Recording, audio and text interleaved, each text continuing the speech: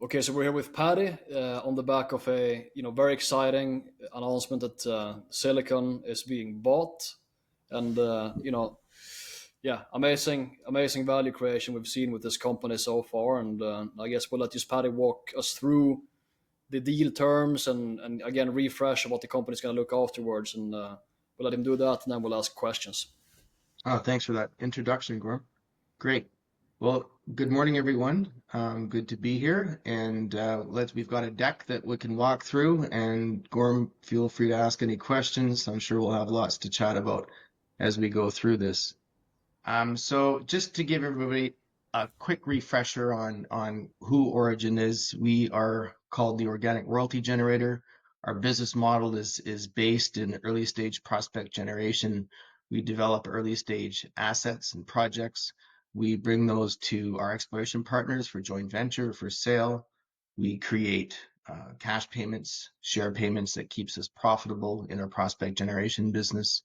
And we always retain a royalty. And it's the royalties that have created our portfolio, and it's the royalties that have created a tremendous amount of value in the company over the past 5 years. And so, as Gorm alluded to, we've got the Silicon asset, which is one of those royalties that has gone on to become a great value creator for the company and is subject to the transaction that you see on screen here. So back in towards the end of April, we announced a very exciting transaction with Triple Flag Precious Metals Corporation. They are gold royalty company. I think they're the fourth largest royalty company out there. They have signed an agreement with Orogen to acquire all of the Silicon royalty asset. And the Silicon royalty is the Nevada-based royalty we have that AngloGold Ashanti is operating. So a very exciting transaction. This is the 1% royalty, as I mentioned, and that is all that Triple Flag will be buying. This is a corporate level transaction, and so part of that corporate level transaction will be a spin company where the rest of the assets within Orogen will be spun out into its own new entity. And so the total consideration for the deal is $2 per share. That represents 38% premium to the closing price from April 17th. And so for the consideration of Silicon, Orogen shareholders can elect to receive $1.63 in cash or 0.05355 of a Triple Flag share, and that's for every share that you hold. You will also receive 0.25 shares in Spinco for every Orogen share that you hold, representing 37 cents per share of Orogen shares. So as I mentioned, total consideration $2, and so that's where that $2 comes from, between the consideration of the Triple Flag cash or shares and then also the new Spinco share. So Spinco, a lot of people are asking us what Spinco looks like. And so it'll be the same management team, the group that was there to generate the royalty portfolio that we've had over the past many years will be there again to continue on into the future. Triple Flag will invest 10 million cash into the company, so they'll have 11% interest. So very nice to have Triple Flag on the registry as well. And as I mentioned earlier, all the assets, and that includes the Ermitano asset, which is a cash flowing royalty asset, which has provided Orogen a tremendous amount of stability over the past many years. So this type of transaction is called a plan of arrangement, which means that it's subject to shareholder approval and regulatory and court approval.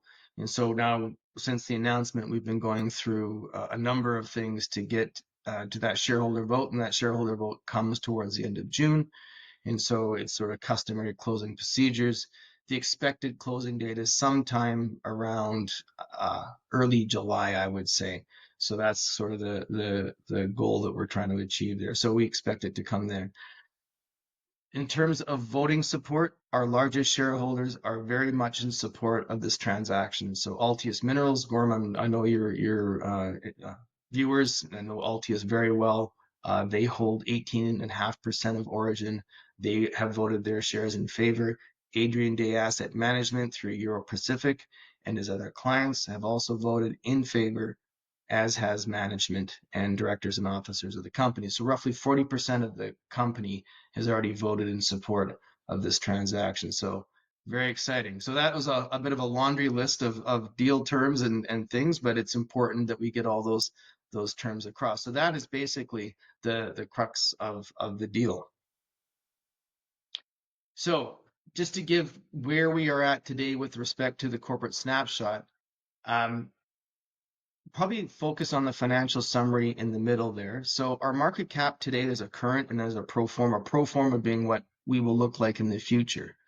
And so the current market cap today sits around 370 million Canadian. It's $1.83 a share as of yesterday. There is a cash component of 23 million that we have, and the shares outstanding is 202. Pro forma, once the transaction is completed, our market cap will be roughly in the 88 million range.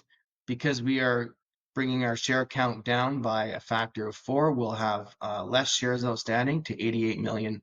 The share price will be at $1.48 roughly, and the net cash will be 15 to 20 million. The difference between the cash in the pro forma versus the current cash really reflects the taxes, some of the legal, banking, change of control costs that are associated with the transaction.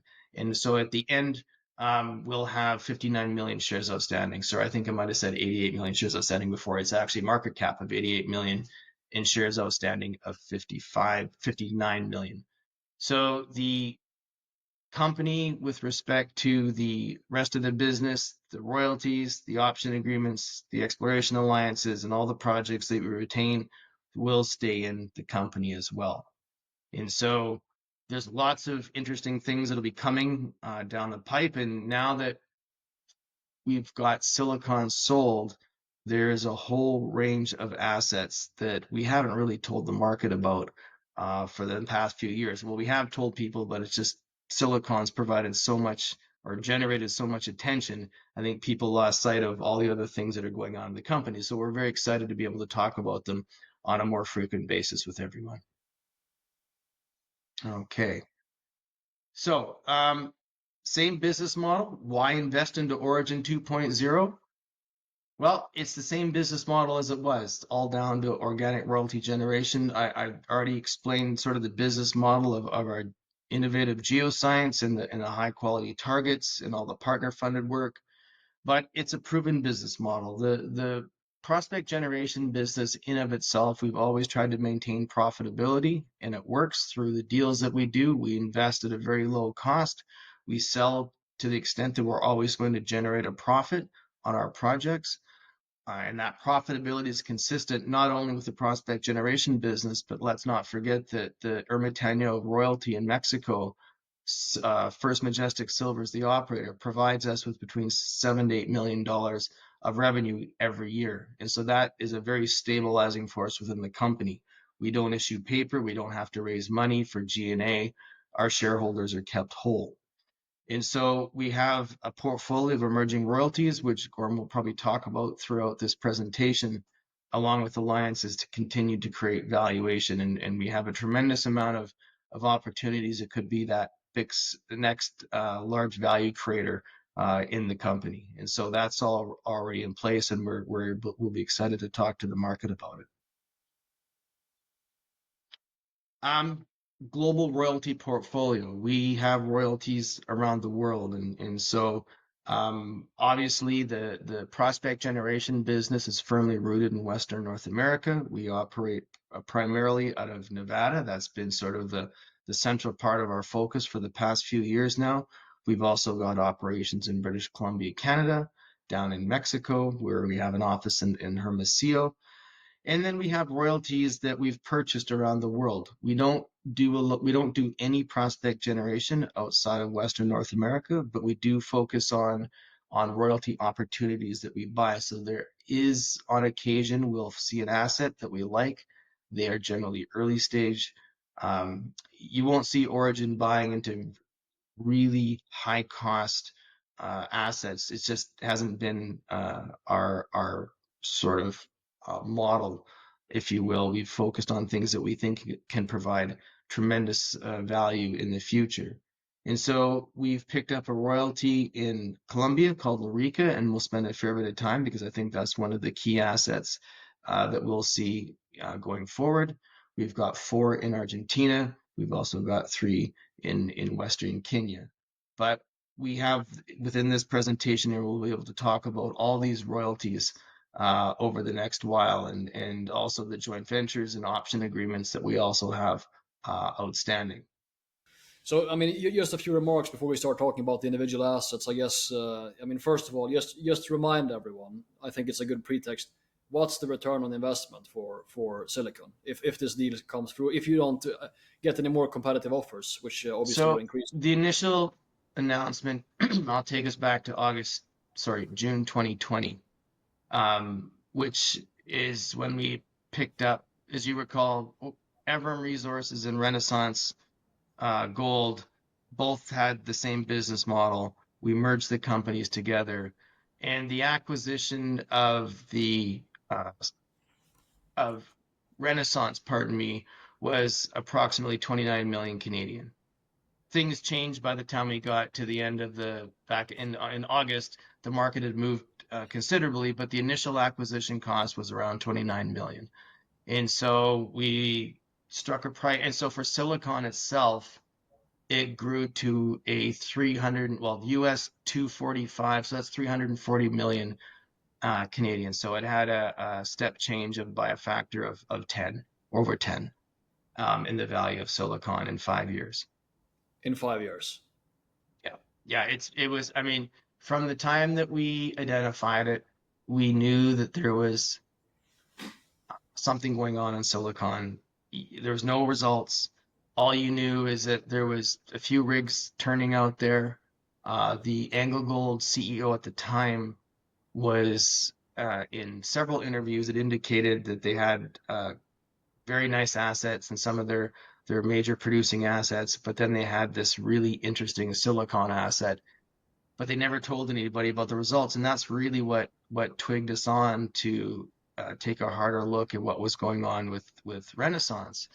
And so through the pandemic, there was an opportunity to put the companies together.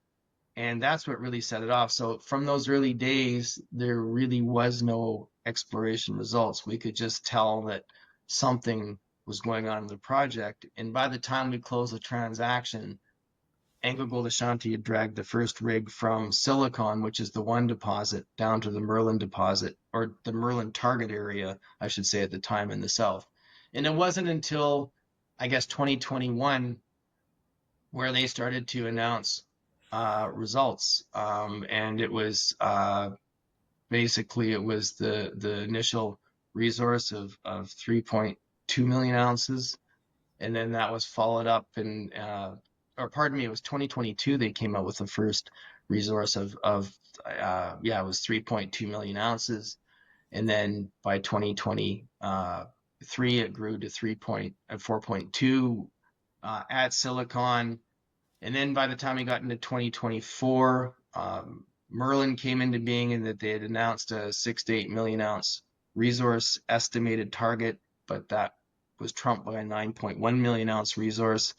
It was 2024, I guess it was, they started to talk about that. And then by the time we got to 2025, they brought it up to 12 million ounces at Merlin, and the 4.2 million ounces was at Silicon. So tremendous story on the valuation and the growth of the asset. It just, AngloGold delivered on a whole number of levels. So very exciting. Yeah, it's probably it's singularly good for sure. Yeah. So it's like Yeah, but it provided a tremendous amount of growth for us. A tenfold change in valuation from when we acquired the company. Yeah, yeah, it's really a special series of events, and I guess we will get into this. This is sort of the reminder that in this business model that Orogen has. I guess Brian, he likes to call it the golden goose and the goose factor. That's That the lays goose. the golden eggs. Exactly. And this is one golden egg being sold now in the market. Yeah. But the goose remains, and we'll get back to that. And you think you have, within the portfolio already, particularly La Rica, right? Has the potential to, with a straight face, you can say it can become something analogous at this point in time with the information we have, something of the similar Yeah, scale. it has tremendous potential, La Rica. I'll preface that by saying it's an undrilled target. It So, is. you have to take that with a grain of salt on as to I mean, where this could go. it's basically, I don't know, pick some fancy neighborhood, uh, fancy houses all around, and there's one plot of land that's, there's no house built there yet. That's sort of the idea for La Rica. Yeah, Uh, that's a really that's a really good analogy. I mean, you look at the Andean Porphyry Belt, and you've got the world's largest copper deposits all up and down from south in Chile up to Panama, and this is one of the and there's a Spanish publication up in Rica, and they call it the Holy Grail of copper exploration targets in South America. And we'll be excited one day to when this gets drilled. we'll get to it soon, but I want to ask you as well. I mean, so the timeline for the deal, you said July to close. Yep, What's early July. when is the line in the sand where you cannot get any, realistically not get any more competitive offers, hypothetically? I don't really know that question. I've been so focused on getting the deal done. I guess it can come at any time. The well, once the shareholder vote's done, like once the information circular and the mailing materials are out there, it's shareholders are going to cast their votes. So by that, once that's done, it's they And that has a deadline by July. You said, which date in specific? yeah. So the mailing the actual mailing date for the materials and the date of record will be somewhere towards the end of May. And then the meeting date is set for June 27th. So my guess is that, if it's not going to happen over the next couple of weeks, it probably won't happen. But I don't, this is a little bit new for guys like me in this business. But again, I've been very focused on getting the transaction with Triple Flag done, who I think are going to be excellent stewards of the asset. So, yeah, it doesn't keep on going. I think at some point it just kind of tails off, but it's probably in the next few weeks will be that time if something Okay. comes in, I suppose. Yeah. Um, and in terms of Triple Flag, I mean, I guess many people will know who they are, and they one of the sort of getting up to become one of the bigger royalty companies now, or the biggest ones. Mm. But you just talk a bit about them on a high level. We can't go into details, obviously. They will become a shareholder, a big shareholder of the company, much like Altius. Yep. Uh, Maybe not as intertwined with you as Altius have been, but Well, still no, as. no, that's right. But look, they're going to own they will own 11%, 11.6%, I believe, of the company once the private placement is complete. Yeah, So that's one thing. But the other thing too, and it's not been talked about that much, is that we're actually going to do an exploration alliance with Triple Flag, much like we do with Altius. And indeed. so we'll be looking for silicon analogs. And so we've found one. We'd love to find another. Yep. And using other people's money to help do that is going to be great. And so we'll be looking for that type of asset. And it'll be, again, Western North America. We are going to be doing a fair bit of work on the same methodology, same manner that we generated silicon with. And it'll probably be a multi-year alliance where or Triple Flag will fund the initial exploration. We're actually going to co-fund some of the data gathering costs with Triple Flag so that we're putting our money into it too.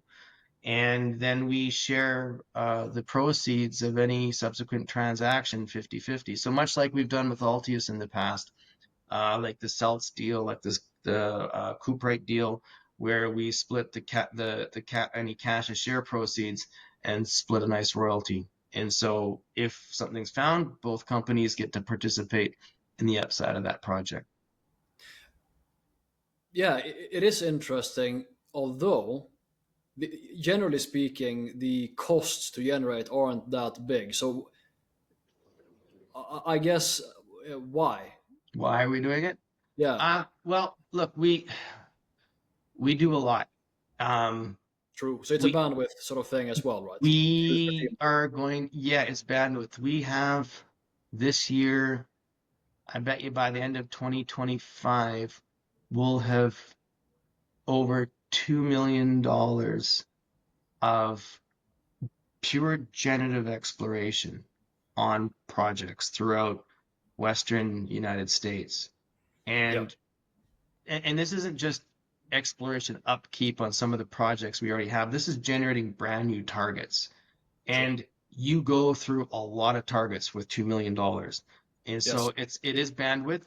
It is a high cost for, and this is the most risky part of exploration because most of what you look at is not good enough, right? And so you're going through a lot. So for us to commit all that high risk money, it's sometimes better to have somebody else bring it in because not with the exception of say like uh Triple Flag and Altius, who all they're providing all the funding.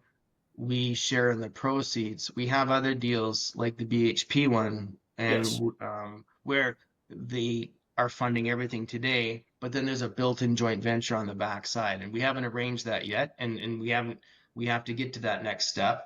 But there would be built-in joint venture terms. So not only do you get your project paid for, you get the benefit of it going into an option agreement straight away, and you still clip the same royalty at the end.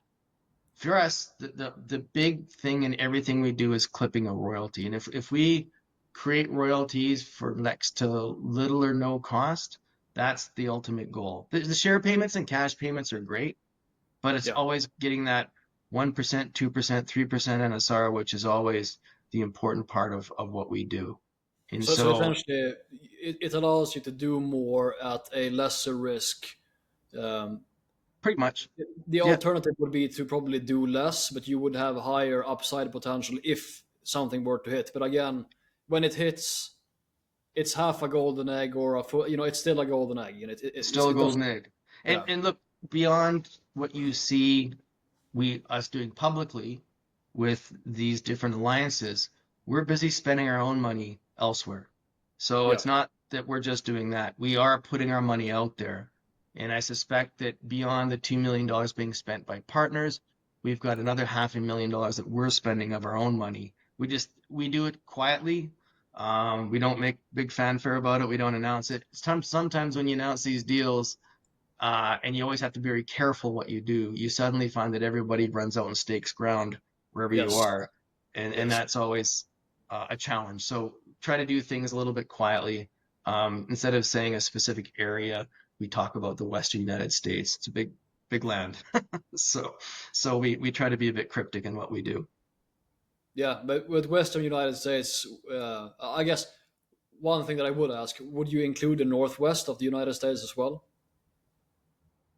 Um, yeah, we would. It really depends where. I think there's always some states are a little more uh, make it a little more onerous on Yes. permitting and that sort of thing. So I mean, a lot of it's going to be geologically focused. Obviously, uh, we wouldn't be looking for silicon analogs in Washington State, for example. Those are more, there's other targets there, VMS type things and smaller gold deposits.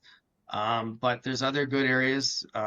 Utah's really good. Montana, uh, Idaho, those sorts of areas are good places to explore. Wyoming is another one. Yeah. So we sure like all those states. Obviously it's going to be I think more geologically driven, but there's also permitting considerations and other stuff to look at too. Although I mean, people should be aware of this, of course. But the tailwind for permitting is the best it has ever been in the United States. Of course, short term you have a bunch of hiccups within the organization and so on. Yeah, But give it 6 months, and it will probably be the best investment climate for prospectivity or yeah. prospecting in the US Look, ever. I agree. I think for things like silicon, they've got a great permitting environment now, and I hope that the current setup in the United States makes it easier for permits and development and advancement of those targets to go through. So, hopefully that, and for everybody, I think that it's a great thing. It's been so much bureaucracy over so many years for companies trying to get even early stage drilling permits. It's been very difficult. So hopefully this time is good for everyone. But just to clarify then, so let's say you generate an idea, a project, okay, you think that it looks good. you have some baseline data, maybe some historical data, probably Anaconda data or something like this. I would guess usually, and you find that you stake that. Do you directly put it into a 50-50 joint venture split cash contribution with Triple Flag, or what's the Yeah, exact? so there's an area of interest that we've outlined, and so they've given us. I mean, we got to get the deal done, but once we get well, actually, the first thrust will be to gather data, and so we're jointly funding that. And it's the information that we need to do the analysis that our team has done in developing the Silicon ID in the first place. And so we'll be doing that, and then we'll refine that data. We will ground truth it. We'll be out in the field, boots on the ground, taking additional samples, and then putting together a model. And if that model sticks, that we've got a technical committee that will be formed between both parties, and we will then elect to acquire a project. And if that project gets acquired, like all that field work, investigation, staking costs, things like that, that's all funded by Triple Flag. And Fully. so once we get there, then once it becomes a designated project, any project sale or proceeds from the sale or joint venture option is split 50-50 by the parties. Very nice. That gives a good. Yeah, as it does, and that's the exact same structure with Altius. Copy that. Good. Yeah, I mean, I think we should. I could ask. Yeah, I should ask the expected timing of the spin out. So how does that work? What's the delay of that once the deal is closed and fully voted through? How long does that Yeah, take? so you've got to go through your shareholder vote. Like right now, by the end of this month, we'll receive the sort of a conditional court approval.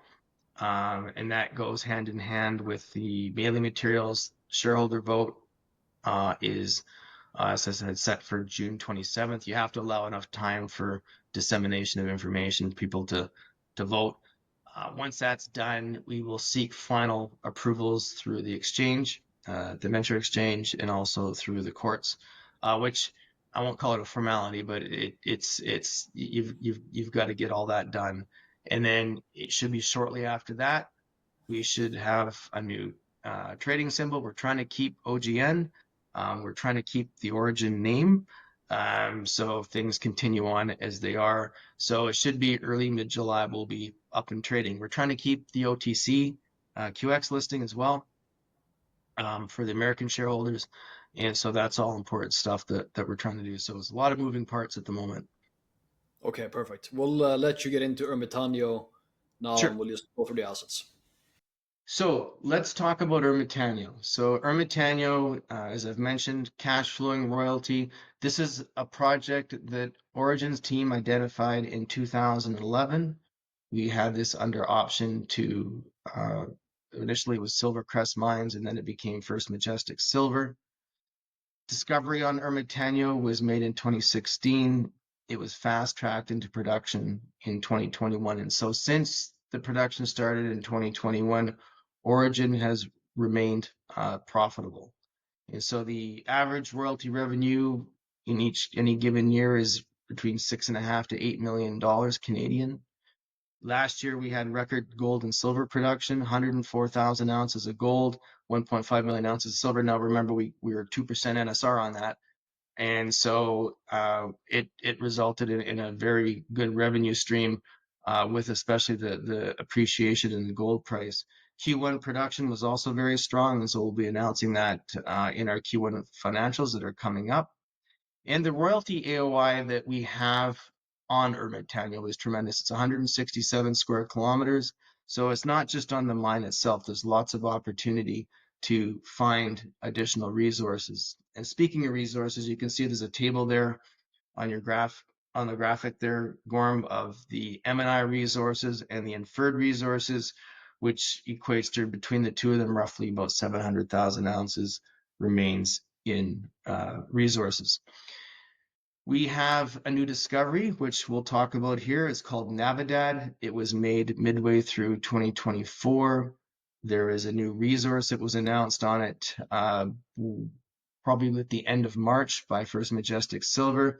It increased the inferred resources by 260%, so it's about a quarter million ounces, or pardon me, yeah, quarter million ounces of gold.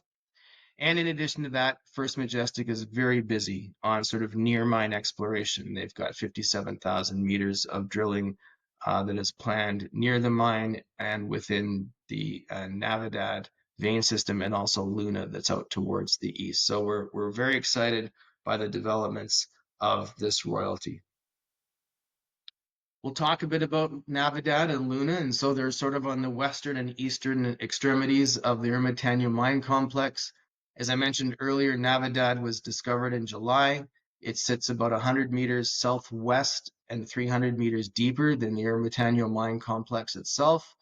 And so people believe it's the fault offset extension of the Ermitaño mine. It's got very good grade. There's two vein systems in there. One is called Navidad, one is called Winter, and they are open in several directions. And these veins sit within our royalty AOI, so that's all very positive.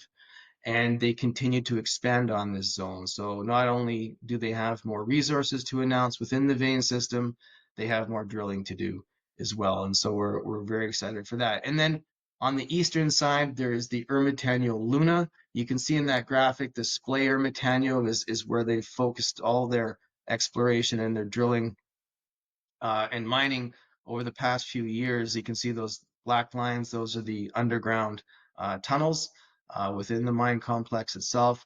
And then out towards the west, you can see those red and green dots. That's all Navidad and Winter. And then out towards the east, you can see the Ermitaño Luna. And so the Ermitaño Luna remains open, and that's where the next round of mining is going to come from First Majestic. So lots of opportunity to grow the resources out both east and west.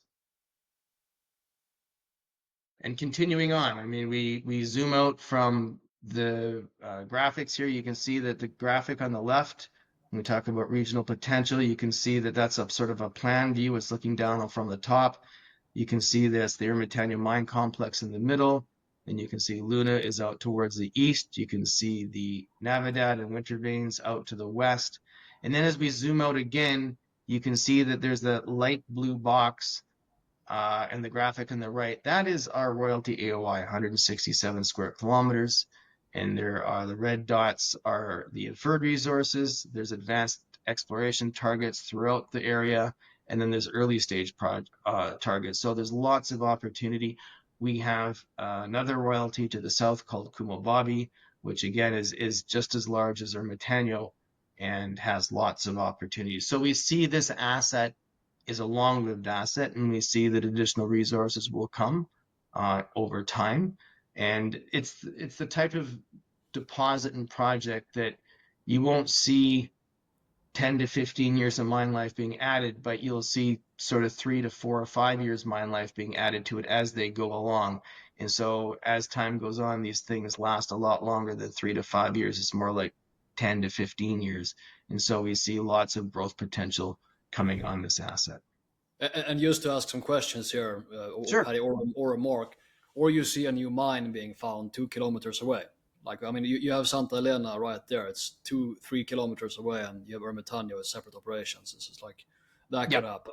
But it's just to highlight here, the current, you said the current cash flow generation per year is 7 million CAD at the current precious metals prices, or Yes, that's right. Yeah, under Ermitaño, you can see on that graph. I just dialed it back a bit so you can see that the royalty revenue is last year was about $8 million.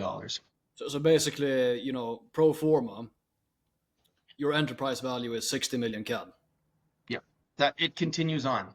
So this royalty, in this business, give or, I mean, it's like you could justify the valuation with that, sort of. I Yeah, mean, you wouldn't invest in Orogen just for that, but it's sort of, it underpins it almost underpins the entire valuation. I think I can say that with a straight face, because I mean, you'll find, I mean, I would expect, and you can comment on this, you saw resource growth, but I would assume that you're going to see some sort of uptick in actual output in terms of metals as well being translated when they make these discoveries like Navidad and Luna.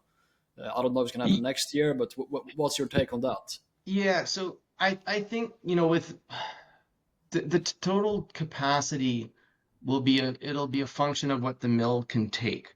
Yes. And I know that it is the capacity of which they've been producing it was around, initially it was around 2,400 tons a day, and the total capacity of the mill I think is closer, just above 3,000 tons a day.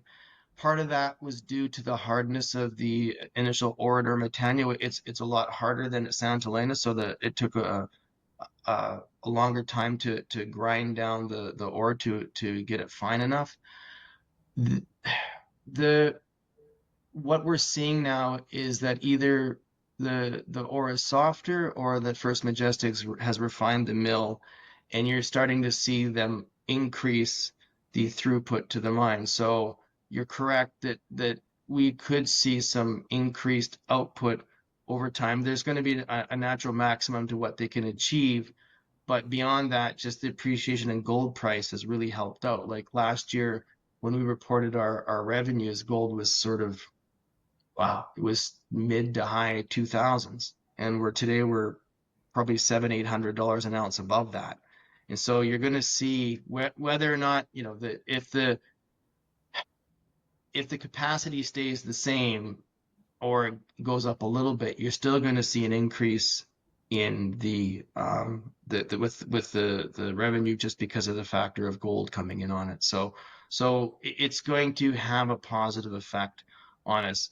And look, there's going to be years where Ermitaño might be a bit lumpy, like there might, if they're going between deposits, sometimes the output might drop a little bit, but that doesn't mean to say that there's anything wrong with the mine. It's just that these things have a longevity to them, and they typically are fantastic producers of ore.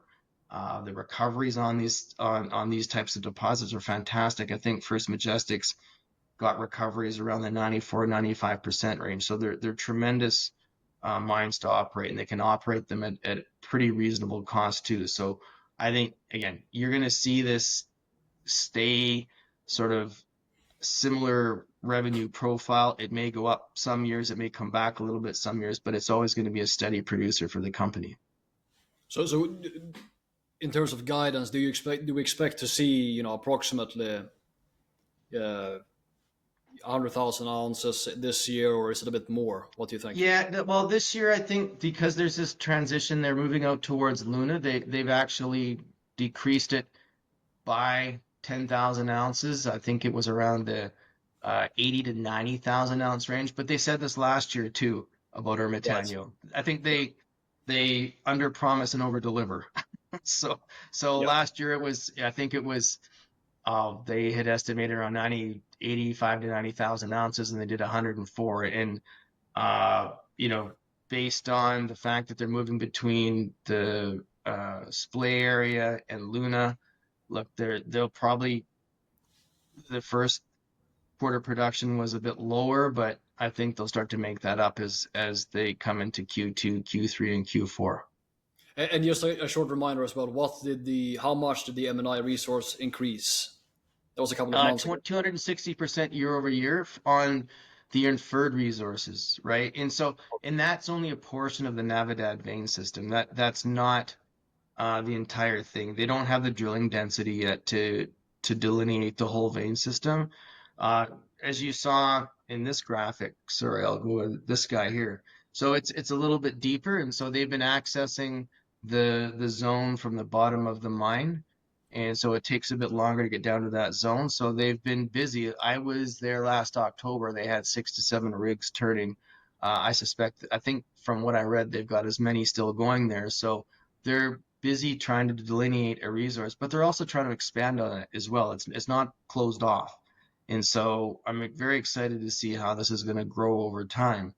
And the nice thing about it is that the tenor of grade is very similar to what they saw at the Ermitaño splay, which is pretty high grade. So you're seeing a lot of 3, 4, you can see 8 gram, but typically I think it was around 3.5 grams the average grade on the resource.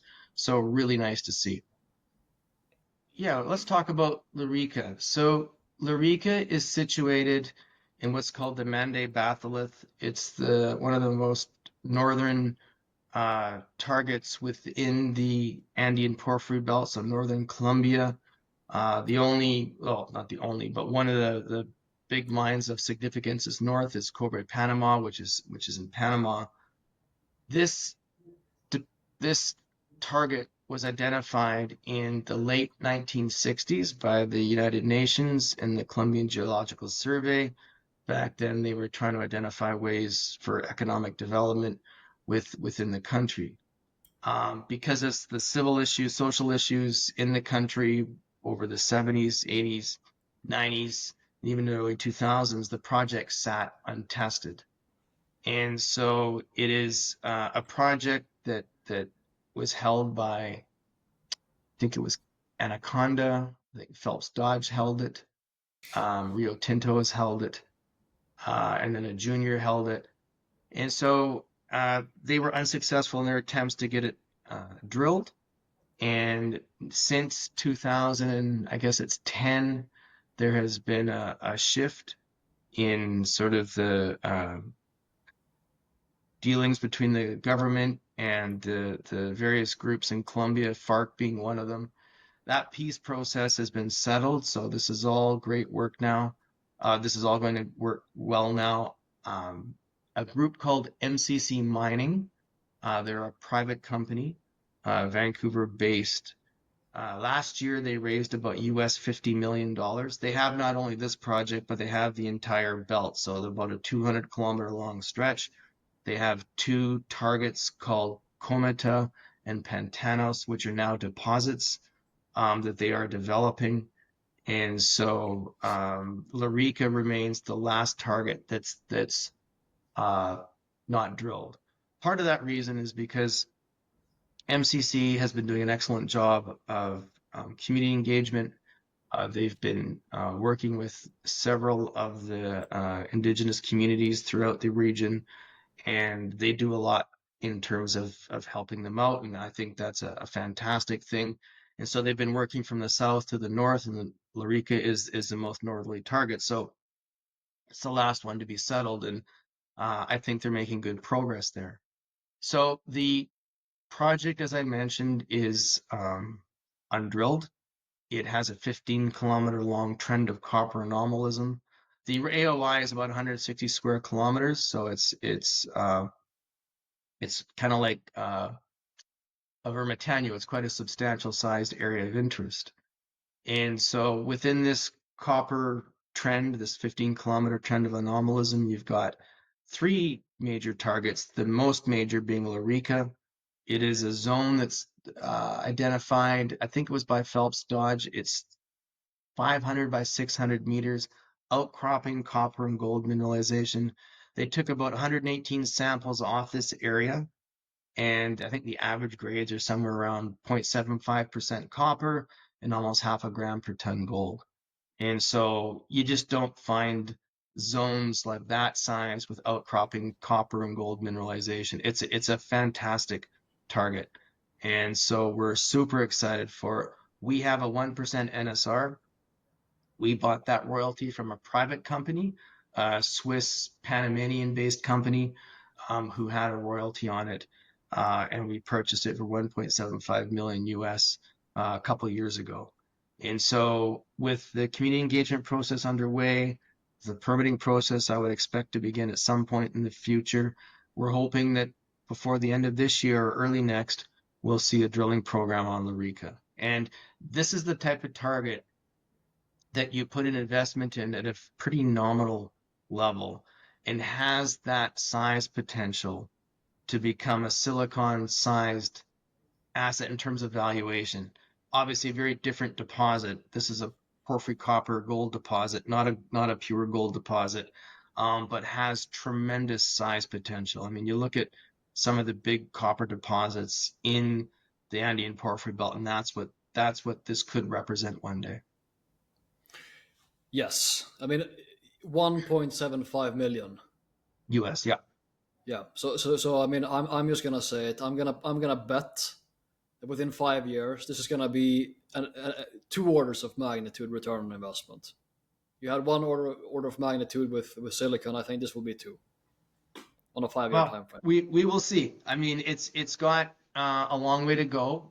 Development in Colombia it's a porphyry, and look, it's going to be if it is big as we think it could be, it will be quite a few years before it goes into production. But that's not really our concern. Our concern is more about the development and growth of the asset and what value potential it brings to Origin shareholders. And that's the key in this is that we don't have to worry about it going into production. We have to worry about the development and the growth of that asset over the next several years. And if they do find something, wow, that's going to be a tremendous royalty asset. There is a buy down on it. It's even but even with the buy down, like the buy down is you can buy 0.5% of it for 15 million US. But even a 0.5% NSR on this, if on a huge asset like this, will be very significant. Very significant. Because this is, I mean, in terms of scale and I mean, literal outcrop with over 1% copper equivalent over a footprint that already supports a volume Yeah. that, I don't know what that would equate to, how far you want to take that down. But if you look at Pantanos, I think they're like 400 meters, to my understanding, Hmm. down delineated or something like that. If you would do that, you can do the volumetrics, but you already have a big thing, and the amount Yeah. of copper and gold in there places Yeah. it's in the sort of billion ton comparative, because most deposits won't have that much metal in the same footprint. So, but then you have what is this? This is like what is it? 14 kilometers of strike with good copper anomalism. Yeah. Yeah. Yeah. There's two other key targets up to the north. One's called Terapos and I can't remember the other one, but but the main one's Larica. And look, its footprint is incredible. And you're right, like Pantanos, which it's immediately south of Larica. Again, it's not in our royalty AOI. It's what uh MCC is drilling on their own account. But yeah, they've got deposits there now. And I'm not, this is information that I'm getting out of uh BlackRock. BlackRock holds about 14 million pounds uh, worth of MCC. They've been investors alongside a whole bunch of other mining groups who are major shareholders in MCC, and so they uh, they have a very good shareholder registry. I don't know what their market cap is, but I know they're going for a larger raise this year. And for look, any company that can raise $50 million US privately and have the funding to go and do what they do. There are a lot of ex-Rio Tinto people. They know this area extremely well. They've done tremendous work in country. Their entire team is pretty well in country down there, and they're doing really good work. And so they've got their social license, which I think is really good and important. And it looks like they've got good relationships throughout the country. So they've done a really good job in putting this together. And so I don't know what the future holds in terms of if they're going to go public, if they're going to stay private. I don't know exactly how that works, but the important part for us will be given the ability to daylight information to the public. That's going to be the important part. Well, I mean, I would guess. I think that the comparative is collective mining in Colombia as well. Mm, Amazing discovery, and I think as soon as they start to drill La Rica, I think they will have to go public, because I think their valuation relatively will be, probably like 60% of based on this race that's being undertaken now, like 600 million US post race or something like mm, this. And wow. you have a 2x valuation in collective. And I think when you start drilling La Rica, it will be clear that this company should have a similar or higher value. And I think when that's clear, or fairly probable, they will go public. But maybe they want to wait until the election, which is also a big deal, right, for Colombia. That's It's about right. a year out now, to my understanding, and expected to have a conservative government, or more. Well, point being, for mining, a more economic liberal government, more supportive government in terms of permitting Yeah, and yeah, this.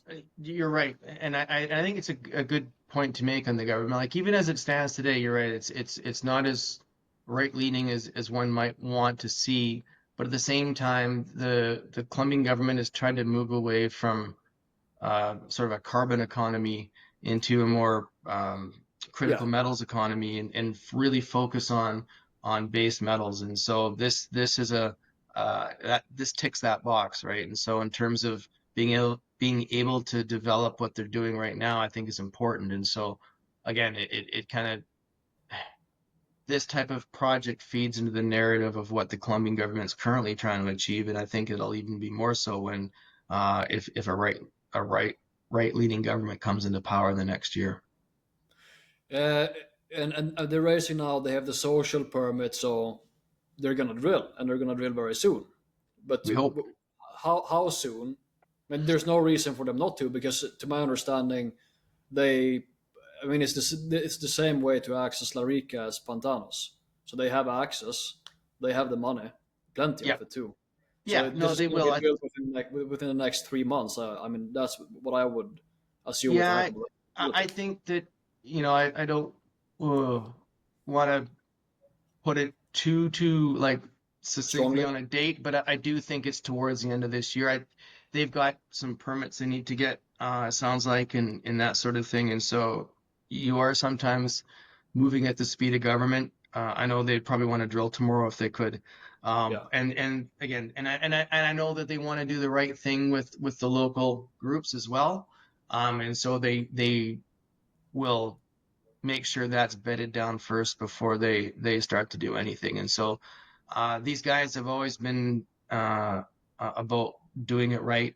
And I think that yeah, they'll once they get it all in place, they'll start to drill. And again, yeah, I hope it's by the end of this year.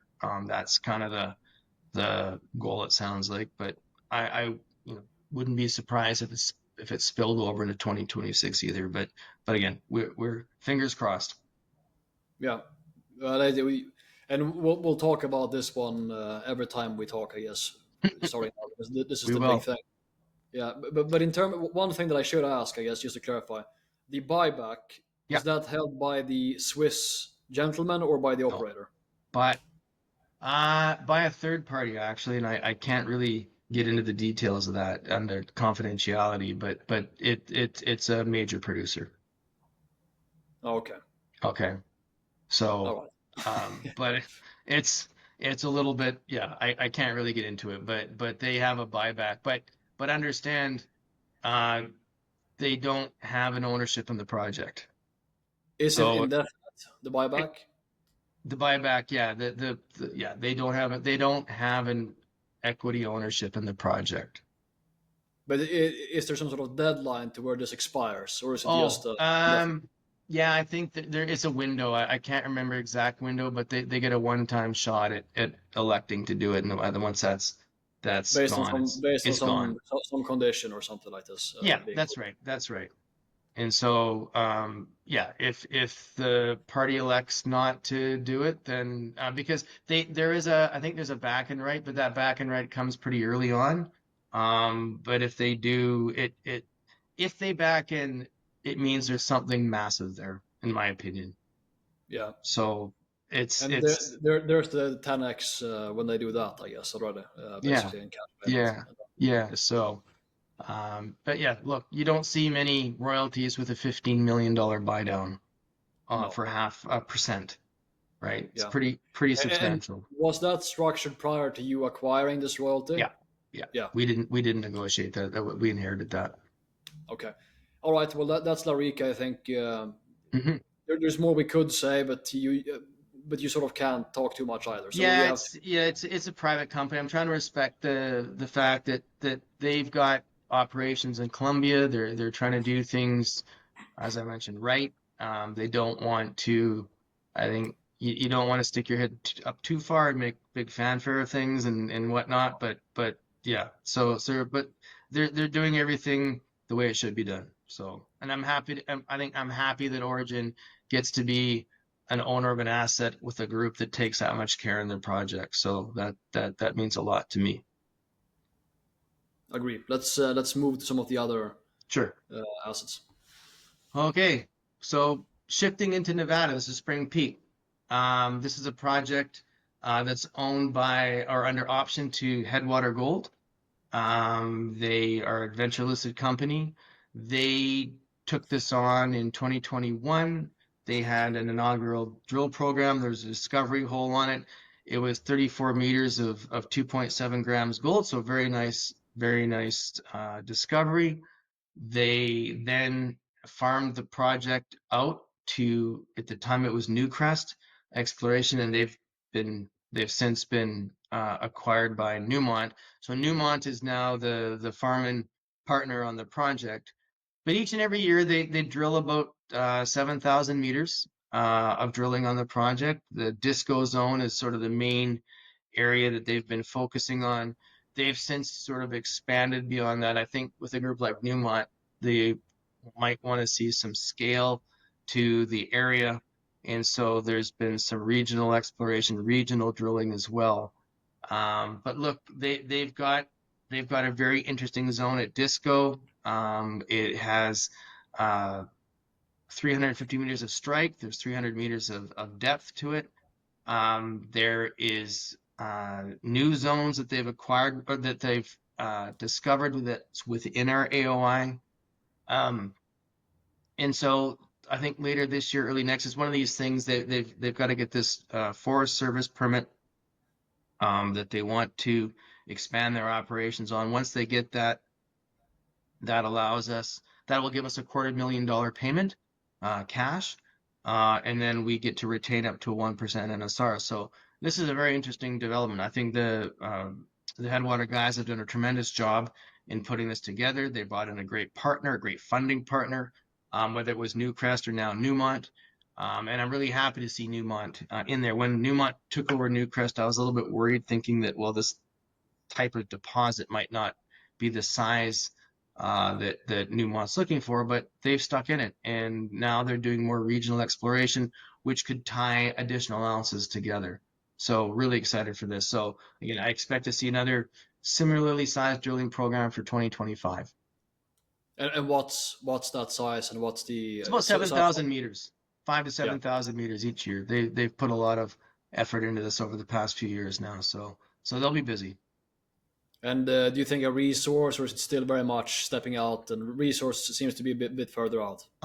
Well, if I was, yeah, I look, I think you could probably, maybe it's a bit more drilling. You might be able to get to a resource on the Disco now, but I think what Newmont wants to see is more size, and Yeah, so they're going to want to see those drilling, the drilling further from the Disco area and into other zones. So I suspect that at some point in the future it will come.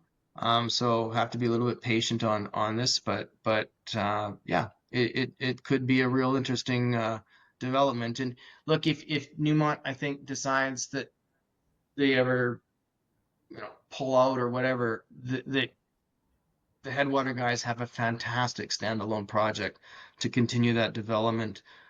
Hecla's in this area, it's the Aurora district. And so there's other partners that could come that on a mid-tier level that might make good sense as well to be a partner if Newmont ever decided to exit. But even if Headwater decided to go it alone, they've got a great project to develop now. perfect. Yeah. So that's Spring Peak. MPD South. So we're going to shift gears. We're going to move into British Columbia. So this is one of these interesting projects that in a downturn cycle, you identify and you can pick up for really, really cheap prices. And so in 2015, I believe it was, or 14 even, we identified this project. It was once called Axe, and it had been explored by 2 or 3 juniors, and then Xstrata was working on it as well. I think over the years, another major had been in there, but Xstrata was the last group. They had done a tremendous amount of work on the project, and then Glencore came and bought Xstrata out, and the project got dropped, and all that data was sitting there. And so it reverted back to the juniors that held it, because it was under option to Xstrata. And one of the companies went into the cannabis business. selling glassware and that sort of thing. So we managed to pick up the project for about $40,000 back in 2015. Yep. We did our own work on it, worked up targets.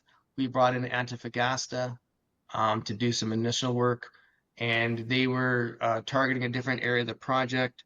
And then they made a corporate decision to leave BC at the time, so they left.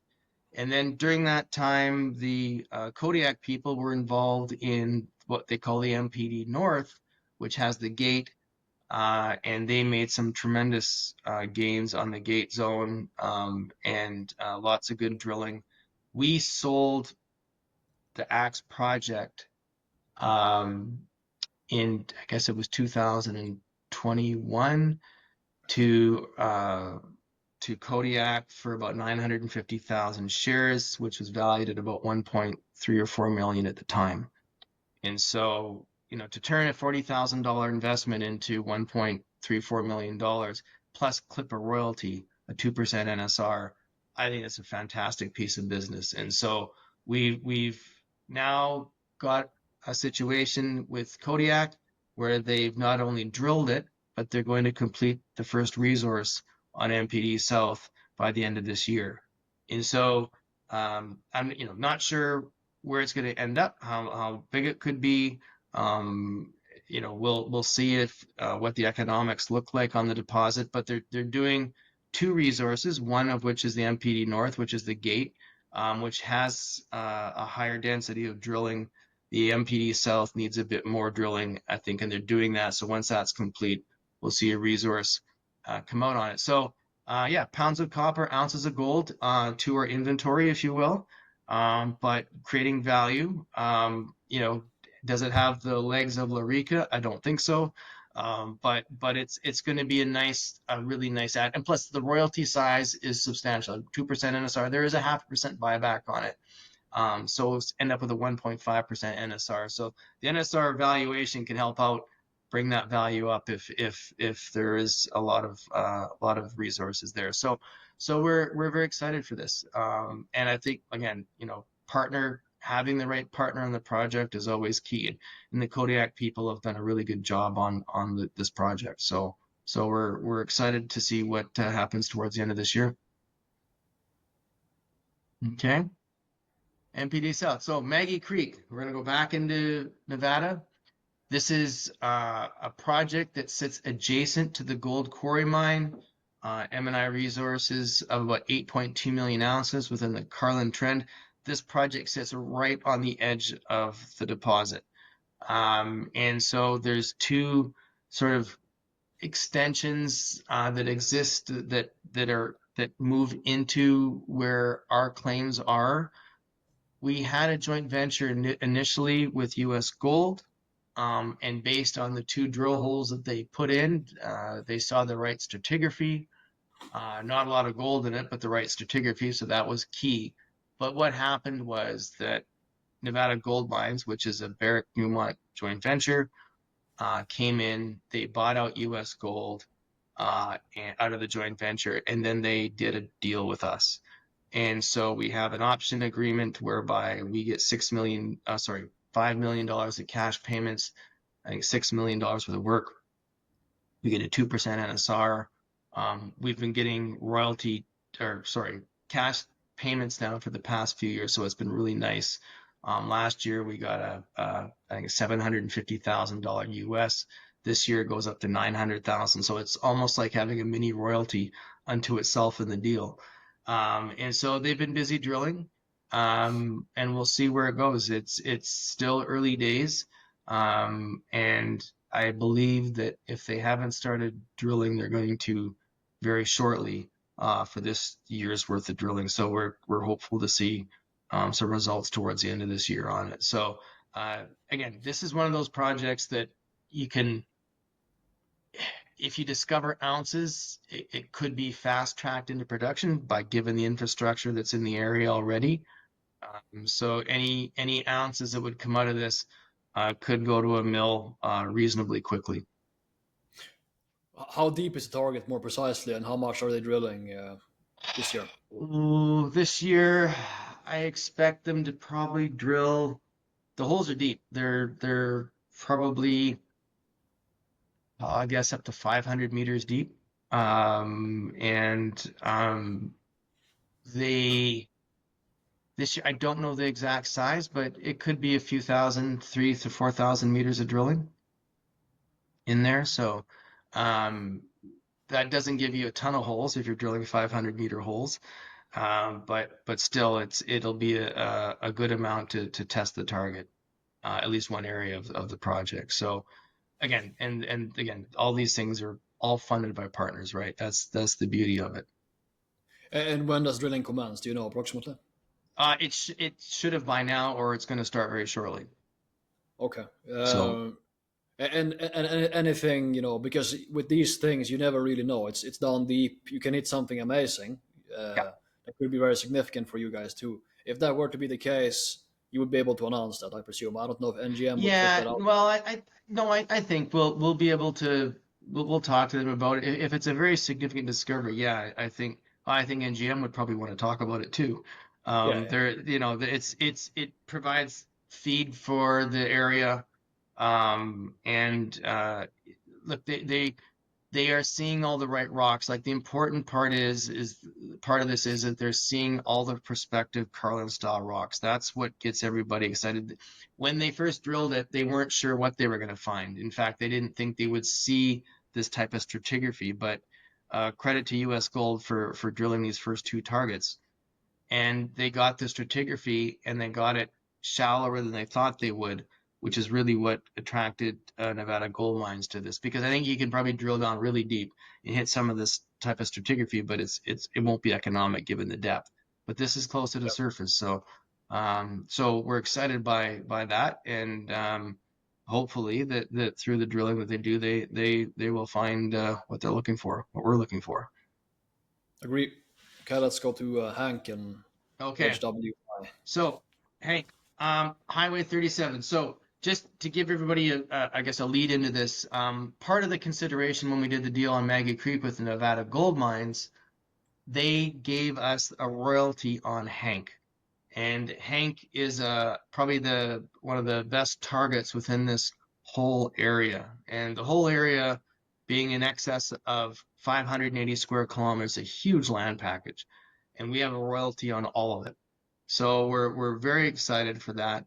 On the project as a whole, we have some areas where we have a 1% NSR, other areas where we have a right to earn up to buy up to a 1% NSR. That would cost us $1 million. But if you found a huge porphyry deposit, $1 million buying is very, very cheap.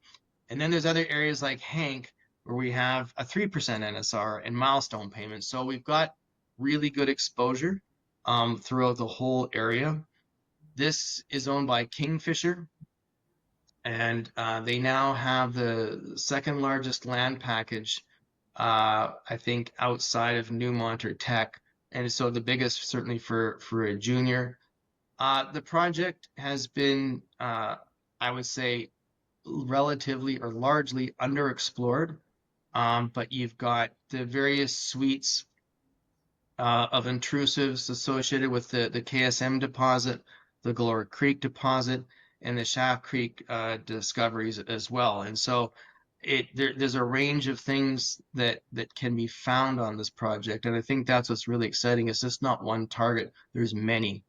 And so for the past couple of years, the Kingfisher group has been focused out towards the east in what they call the Mary, the Emmy, the Williams, and the Hank area. And it's the challenge with it is it's not a cheap place to work. It's all helicopter supported, so it takes time. And you can see that, especially with the area of Hank and Williams, there is economic ore grade mineralization. Even at sort of the Mary area, you're seeing some really neat results coming out. It just needs to be strung together. I think in time, Kingfisher, they're going it alone right now, but this is the type of deposit that you're going to need a major group to come in and help with the heavy lifting. And that's been demonstrated each and every time within this camp. You have a junior that comes and pushes it as hard as they can for a certain amount of time, and then they bring in the big partner to carry it the rest of the way. And so that's what we kind of see the sort of it going this way. But for the time that Kingfisher has it right now, I think they've been doing really good work. I think they're in the middle of a fundraising right now, actually, Kingfisher. So they're trying to gear up for more drilling within this area. But yeah, this is one of these areas that we're really, really excited about: copper, gold, porphyry. And so again, you're covering sort of the three main deposit types across the Golden Triangle, and a very, very large royalty as well, or a very large area in which you have a royalty on. So really excited for this one. Yeah, and it's nice to see. I mean, they've had a nice step change in cost of capital as well and raising now, so they're getting some gravity here, which is required for this Yeah, type of exploration. yeah, and you can see what the value of a royalty can bring to this part of the world. I don't know if you recall, Gorman, there was a deal several years ago. Uh, Red Chris, which is owned by Newcrest, sold a 1% NSR on the deposit for US 165 million. And Yeah, so that type of stuff, that can happen to us one day. I mean, the value, the royalties can bring that type of valuation. We've got a ways to go on this still. But if you find a deposit, that's what these royalties can easily become, what they become down the road. And so that's sort of the situation that we're hoping for with Highway 37 and Hank. yeah. I mean, it's like gold deposits, NSRs. They're good, no doubt. I mean, no doubt. But if you have a big porphyry, which is Oh, huge revenues, if you have a nice NSR there, that's another ball game in terms of financial contribution because it's top line, it's not bottom line. no, exactly. I Although, mean, Franco-Nevada, who have the royalty, or the royalty on Cobre Panama, from a valuation perspective, when they were getting the royalty revenue, what it meant to their bottom line, and it was the single biggest contributor of revenue for their bottom line. And I mean, that's a copper deposit, not a gold deposit, right? yeah, I mean that's the dream. Getting a producing NSR on a world class porphyry, that's the best outcome you can have. I mean, Yeah.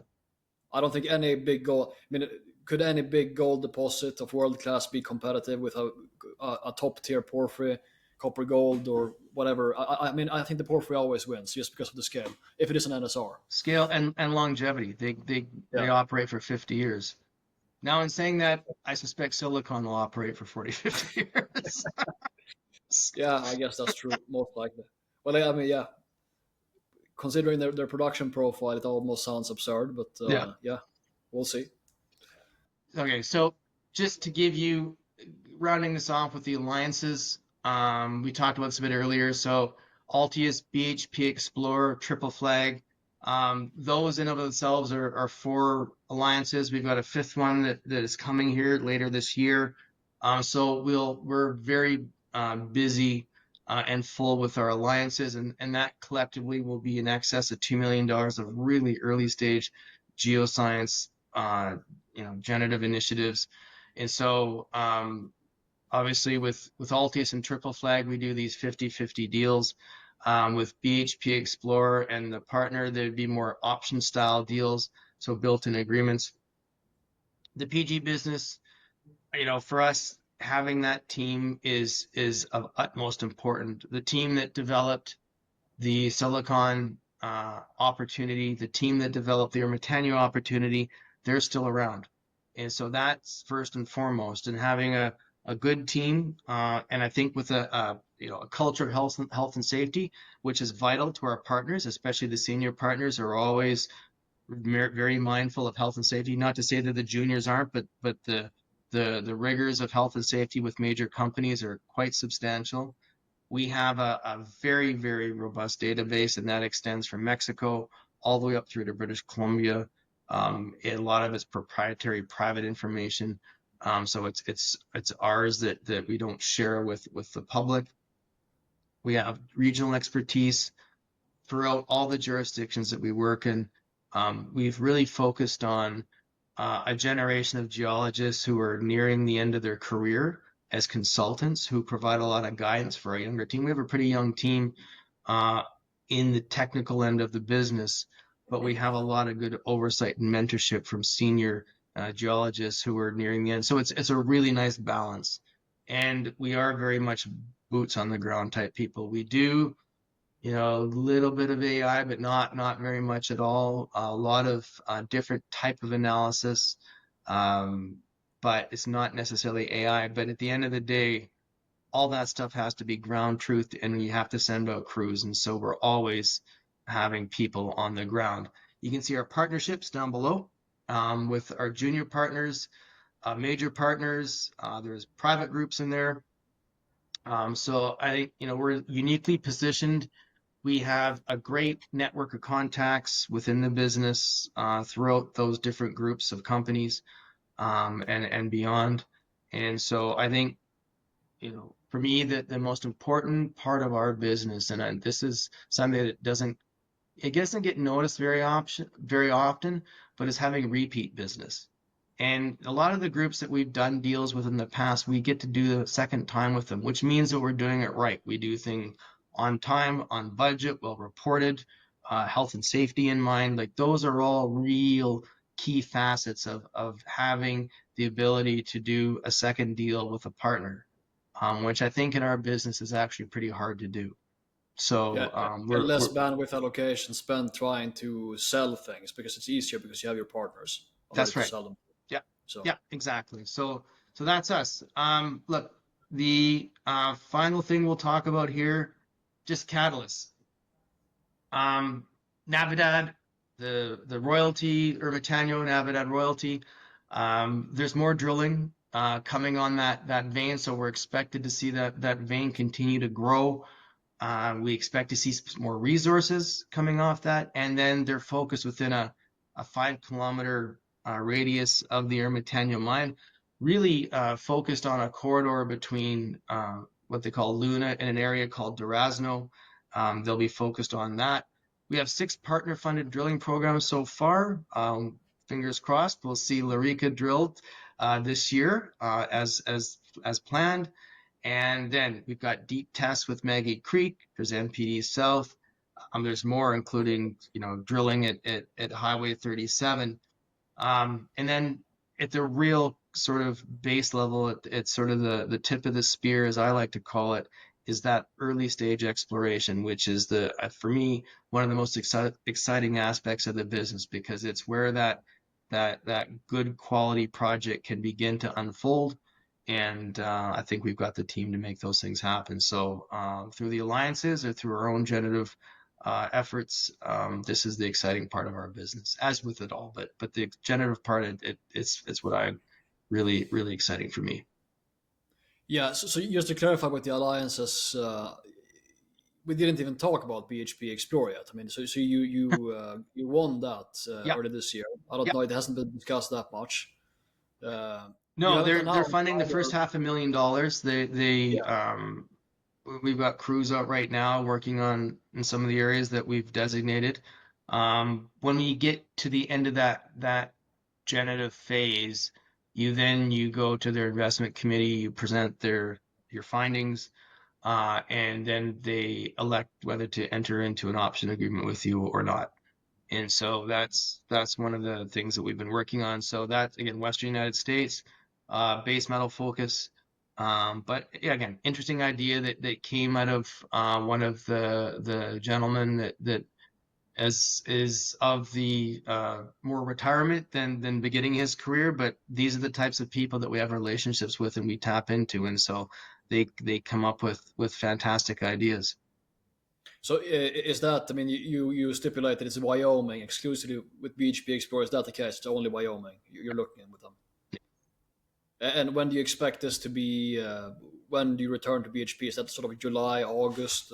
I When's think it might be extended into um, towards the end of this year, only because it Wyoming is high, it's at elevation. Takes a yeah, while for the snow to get off the ground, and so the crews have just yeah, been able to get there now, and so right. it's going to take a bit of work. So I suspect that we'll see things pushed into the end of 2025 before they make an investment decision. Understood. And just generally, I mean, I presume you said it was a senior gentleman. he's been Yep. involved there in his career. And he knows of some data from some of the larger companies in the past. So you have some data already. It's not like it's Oh some yeah. green. No, Uh, that's right. Gorm, yeah, I mean, it's interesting that there's a generation of geologists, and a lot of them who are either retired or near retirement have fantastic ideas that they never got to test in their careers. And so you can go to these guys and you just they come up with we go to the amazing ideas. old folk homes and speak with the geologists. Yeah, well, they're not quite old folk homes, but they're still out banging rocks. But they Yeah, do. They have tremendous ideas, and for whatever reason, they never got tested. And so, it's our opportunity to try to follow up on some of these ideas, and some of them are great. I mean, they really are. And so this is one of those ideas. And this is the yeah, same guy. This is the same guy who brought us ideas for the Northwest Territories that brought in a big joint venture and a generative initiative with Newmont 5, 6 years ago. And so, again, this is the type of person you want to have involved in your company because they have these things and they come out of nowhere and they're great. So it's yeah. it's it's it's a real benefit for the company. And you just triple flag here as Utah as the main sort of, but it's Utah, but it doesn't exclude the other jurisdictions necessarily No, no, we'll around. go from one year to the next and we'll see what works for both parties. But this is the first idea and I think it's a great idea because again, this is the same gentleman who developed the Silicon idea and Yeah, we're using the same idea methodology data gathering techniques that they did for Silicon as they are going to for this. And so it's the right jurisdiction. Just because there's a border between Nevada and Utah doesn't mean that it's any less prospective. Is Utah is fantastic. It just people yeah. think it's always got to be in Nevada and it doesn't have to be. Like I think there's fantastic opportunity in Utah. And when do you expect to see something, come to fruition there? Once we close the transaction, once that's closed, we'll Very, start very to yeah. do the early stage work and that sort of thing. So Okay. yeah, And later this you year. say partner TBA or to be announced. I presume that's the abbreviation for Yep. what's give some color there. I mean, if you can, whatever color might be Uh, yeah, on Nevada, timing. Nevada. Um, Well, I mean, NGM is the obvious thing, but whatever. I mean, people can make their own assumptions. I'll I'll keep a lid on that one, but it'll be with a senior partner. Won't be a junior. It'll be a well recognized name in the industry, but it will be um for zinc targets primarily within the state, which is a bit of a different twist. Not people don't normally look for those things within the state, but So it's South 32. You don't have to say anything, but probably. uh, no comment. We'll see. Okay, but I mean, basically, and just to zoom out, if we take all of these things, let's say that most of these things play out, you structure these agreements, Triple Flag makes the acquisition, BHP decides to move forward, you structure this thing in Nevada. If all of these things happen, how much and obviously PG activity varies from year to year depending on opportunity, but this should usher in the most active sort of coming 3 year time in Oh the yeah, company's no, history no, for sure.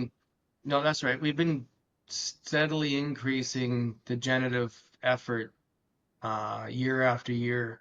And part of it, when we did the merger, like with putting Renaissance and Evrim together, we had a huge portfolio of projects, if you recall, and we spent about a year and a half to 2 years trying to sell them. Like we did a tremendous amount of deal flow over those years, and then we ended up we went from like I don't know 20 some odd projects to five. And Yeah, so then we flipped on the project generation engine. And so now we've been developing targets, and each year, whether we had just one alliance or no alliances, like we had a nominal amount that we spend. But since we've been adding these alliances, it's just been steadily growing. And so this year, you're right, this will be our biggest. Yeah, between what we do and what our partners are doing on the generative end, it's probably going to be 2.3 to 2.5 million dollars this year of work. Which again, for generative stuff, that's a big expenditure. You don't, it's something we wouldn't do on our own. We wouldn't put that risk capital out there, given the high risk, of what we're doing, you just wouldn't do that on your own.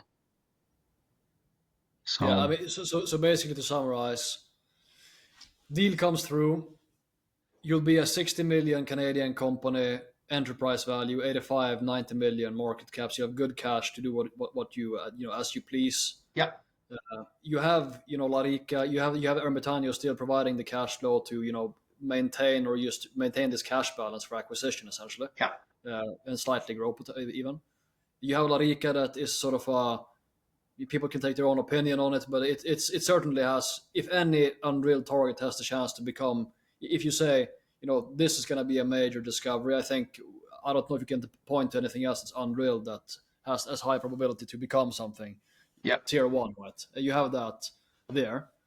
And then you have all-time high generative output, and it could be, by a step change if all of Yep. these alliances come through. So that's the summary from my end. I don't know if you agree with that or. Well, I think that's a really good summary. The one Gordon, you hit the nail on the head.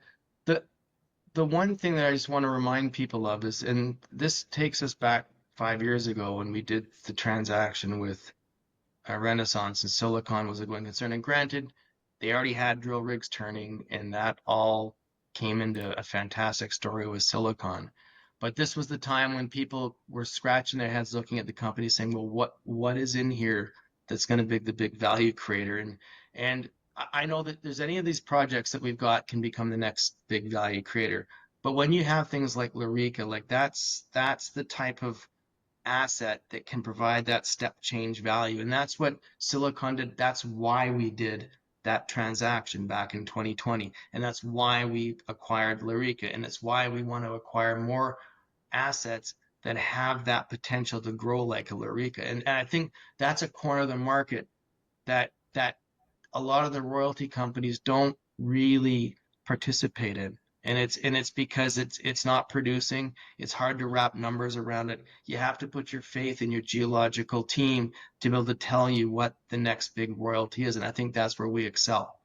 And so I think for us, again, different take on the royalty space. We're a very unique business model, but so far it's working well. And there'd be nothing more I'd love to do than to go through the same process we just went through and reward shareholders a second time.